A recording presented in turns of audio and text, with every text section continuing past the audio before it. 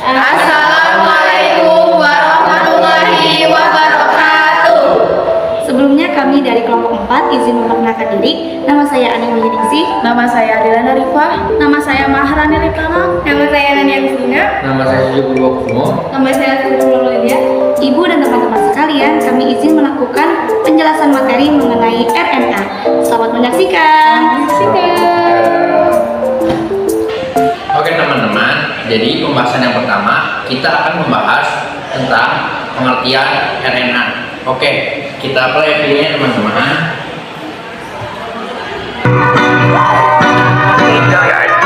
I got so much motherfucking designer.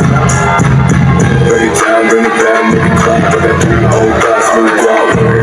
Because I'm alive, and you know it. RNA merupakan salah satu golongan asam nukleat, di mana asam nukleat merupakan biomolekul yang penting yang ditemukan berlimpah di semua makhluk hidup, yang berfungsi untuk membuat, menyandikan, dan menyimpan informasi genetik di setiap sel hidup. RNA didefinisikan bahwa RNA adalah salah satu dari 3 makromolekul utama penyusun tubuh bersama dengan DNA dan protein, di mana makromolekul merupakan molekul besar yang terdiri atas banyak atom atau blok penyusun suatu komponen senyawa kimiawi.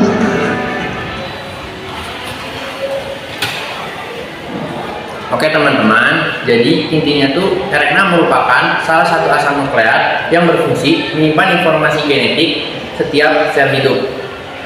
Oke, jadi kita udah dapat poin penting pertama, yaitu dari pengertian RNA. Kita tentunya kawan-kawan. Jadi pembahasan yang kedua, kita akan membahas tentang fungsi RNA. Oke, kita play videonya kawan-kawan. RNA berperan dalam proses sintesis protein di dalam sel. Sintesis protein adalah proses pembentukan protein di dalam tubuh yang dilakukan oleh RNA atas perintah atau kode dari DNA.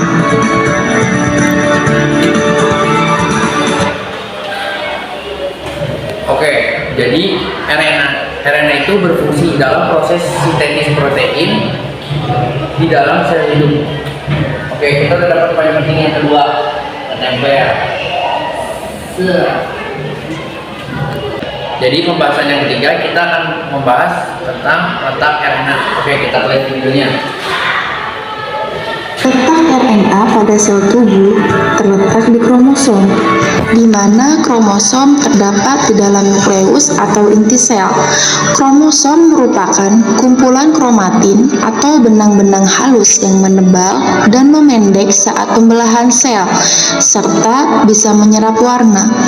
Kromosom terdiri dari asam nukleat yang berupa DNA, RNA, dan protein.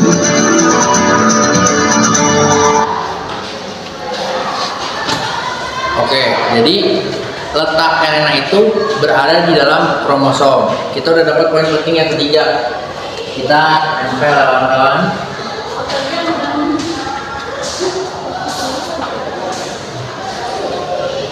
Oke teman-teman, jadi pembahasan yang keempat kita akan membahas tentang struktur RNA.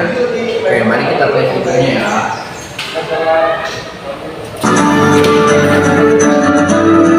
DNA singkatan dari deoksiribonukleik acid, sedangkan RNA singkatan dari ribonukleik acid atau asam ribonukleat. Karena asam nukleat, baik DNA maupun RNA adalah molekul makroorganik panjang, yang berarti mereka sangat besar mengandung unsur karbon. Baik DNA maupun RNA tersusun atas monomer asam nukleat yang disebut nukleotida atau monomer nukleotida, di mana selalu mengandung glukus fosfat, gula 5 karbon atau pentosa, dan basa nitrogen. Nukleotida DNA memiliki gula 5 karbon atau yang disebut dengan deoksiribosa. Sedangkan RNA memiliki 5 gula karbon yang berbeda disebut dengan ribosa. Gula pentosa dalam DNA memiliki satu oksigen lebih sedikit daripada ribosa dalam RNA yang akan menyebabkan namanya menjadi deoksiribosa.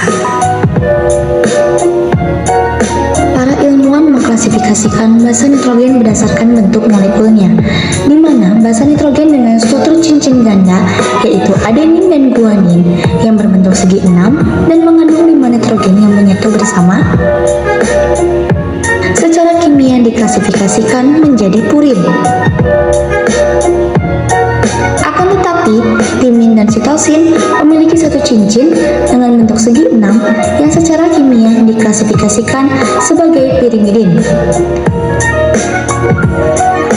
Tips mengingat kelompok pirimidin yaitu memiliki huruf Y pada setiap nama basa nitrogennya, seperti timin dan sitosin.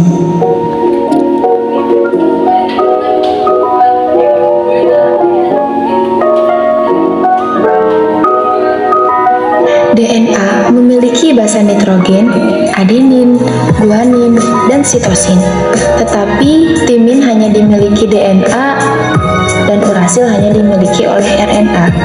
Ini berarti setiap asam nukleat yang mengandung timin merupakan untaian DNA. Dan setiap asam nukleat yang mengandung urasil harus berupa sepotong RNA. Sehingga urasil termasuk dalam kelompok pirimidin karena memiliki satu cincin.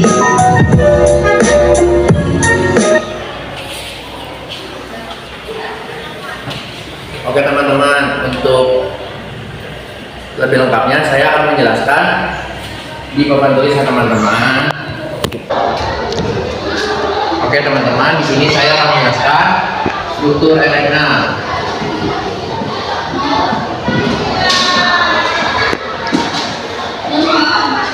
Struktur RNA tersusun dari nukleotida. Nah, nukleotida itu terdiri dari 3 bagian. Yang pertama ada gugus fosfat,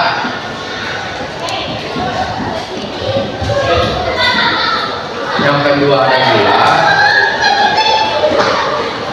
yang ketiga ada basa nitrogen.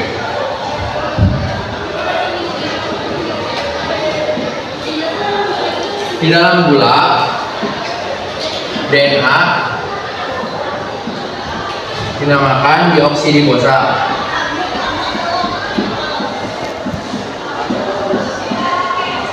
Sedangkan di RNA dinamakan ribosa. Mengapa di RNA dinamakan ribosa? Karena memiliki satu oksigen lebih banyak dibandingkan deoksiribosa. Basa nitrogen menurut para ahli dibagi menjadi 2 kelompok. Yang pertama bercincin.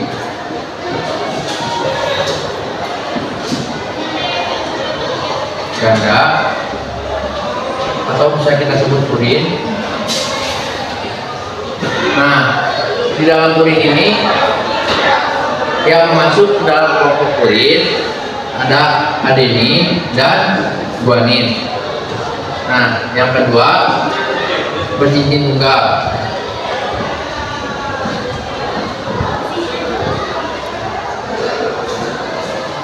Biasa disebut juga pirimidin.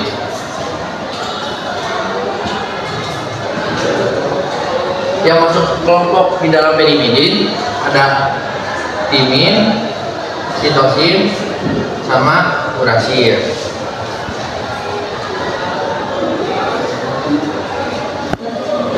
Nah, di sini yang basa nitrogen yang termasuk dalam DNA ada adenin, guanin, sitosin, dan timin. Sedangkan di RNA ada adenin, guanin, sitosin, dan urasil. Ikatan basa nitrogennya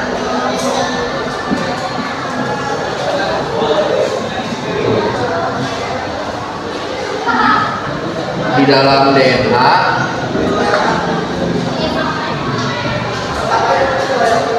guanin berikatan dengan sitosin, begitu juga sebaliknya adenin berikatan dengan timin, begitu juga sebaliknya. Sedangkan di dalam RNA guanin berikatan dengan hidroksid dan sebaliknya, dan adenin berikatan dengan urasia juga sebaliknya. Jadi yang membedakan di dalam DNA dan RNA itu hanya timid dan urasia. Cukup sekian penjelasan struktur dari saya.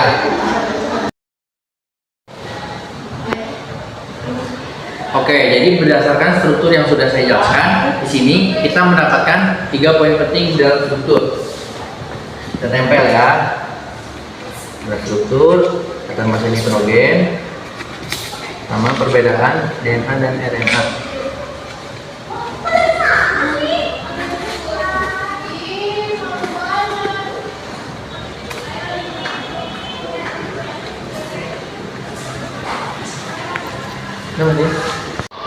Oke, jadi pembahasan yang kelima kita akan masuk ke jenis-jenis RNA.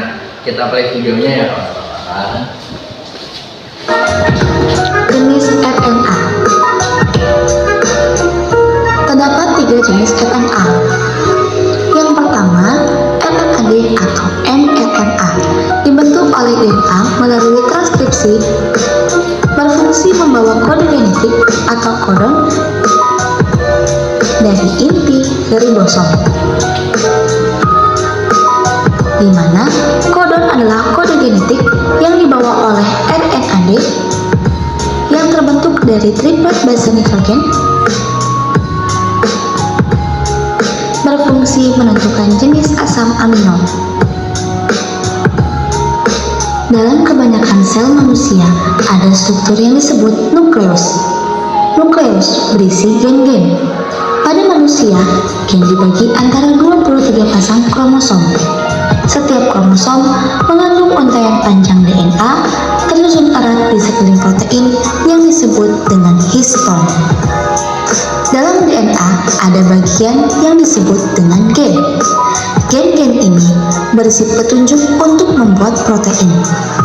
Ketika gen diaktifkan, enzim yang disebut RNA polimerase menempel pada awal gen, bergerak di sepanjang DNA, membuat untaian mRNA dari base kosong yang ada di dalam nukleus. Kode DNA menentukan urutan base kosong yang akan ditambahkan ke mRNA.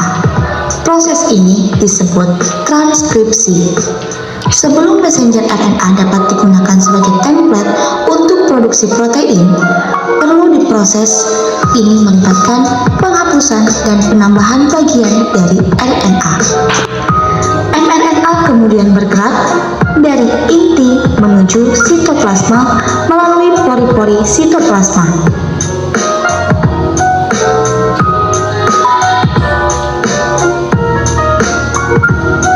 Pabrik protein dalam sitoplasma disebut ribosom yang akan mengikat mRNA.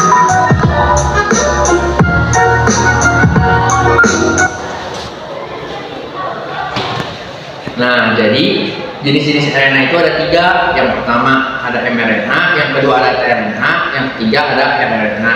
Nah, di sini saya akan membahas terlebih dahulu yang mRNA atau messenger RNA. Jadi dia itu berfungsi membawa kode genetik atau kodon dari inti sel ke ribosom atau rRNA. Nah, di sini ada banyak tambahannya yang penting. Tempel ya.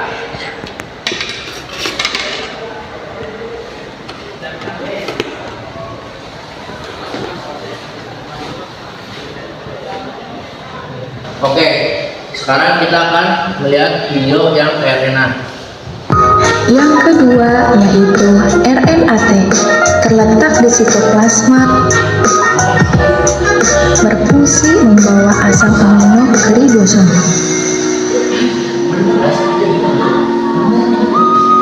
Yang disebut sebagai rantai antikodon. Untuk menghasilkan rantai yang terdiri dari asam amino diperlukan tRNA. tRNA membawa asam amino ke ribosom. Ketiga base penyusun mRNA dibaca sekaligus.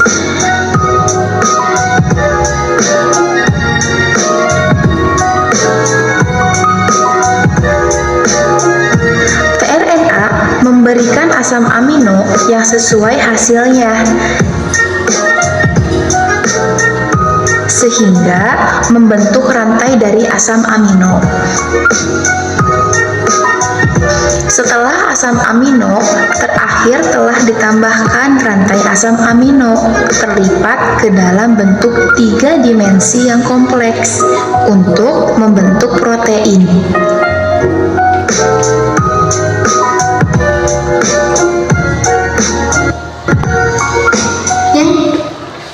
Oke teman-teman, jadi tRNA itu berfungsi membawa asam amino ke ribosom.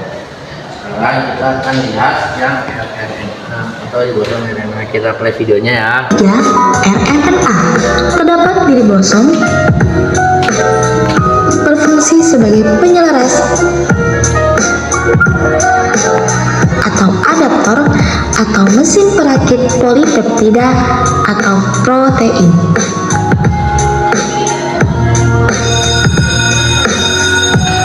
Berikut adalah rRNA yang merupakan mesin perakit protein dan tempat membaca kode mRNA.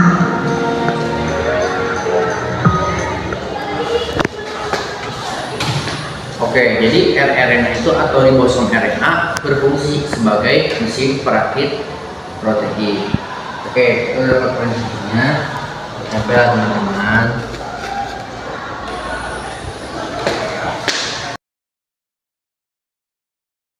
Oke teman-teman, jadi ini sumber referensi yang kami gunakan.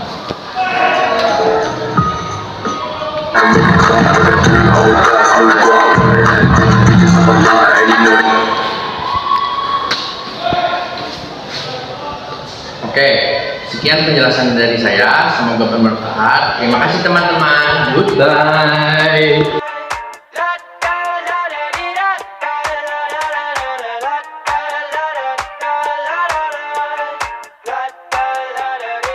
I got my head out the sunroof. I'm blasting our favorite tunes. I only got one thing on. Cukup sekian penjelasan dari kami. Mohon maaf atas segala kekurangannya. Terima kasih, semoga bermanfaat semuanya. Wassalamualaikum warahmatullahi wabarakatuh. Bye bye.